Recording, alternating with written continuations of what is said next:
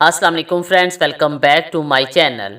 इस वीडियो में मैं आप लोगों को बताऊंगी कि प्रेगनेंसी टेस्ट किस तरह काम करता है और प्रेगनेंसी टेस्ट कब करना चाहिए। तमाम प्रेगनेंसी टेस्ट ब्लड या यूरिन में एससीजी हार्मोन डिटेक्ट करते हैं। एससीजी हार्मोन फर्टिलाइजेशन के 6 दिन बाद प्रोड्यूस होना शुरू हो जाता है और इम्प्लांटेशन के 1 दिन बाद से ही एससीजी की सतह में इजाफा होने लगता है, जो नाउजिया और मॉर्निंग सिकनेस का बाइस बन सकता है। एससीजी एंडोमेट्रियम को बरकरार रखने और हमल की नशोनुमा के लिए बेहद ज़रूरी होता है, लेकिन सेकंड ट्राइमेस्टर में प्लासेंटा इतना तैयार हो जाता है कि वो बग़ैर हेल्प के एंडोमेट्रियम को बरकरार रख सकता है। इसलिए सेकंड ट्राइमेस्टर में एससीजी लेवल फिर से गिरने लगता है।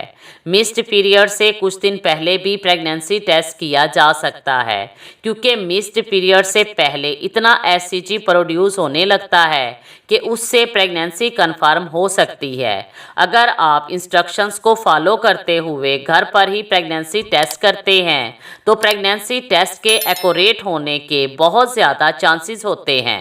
अगर आपको नेगेटिव रिज़ल्ट मिलता है और आपको फिर भी लगता है कि आप प्रेग्नेंट हैं, तो आपको कुछ दिन बाद दोबारा प्रेगनेंसी टेस्ट करना चाहिए।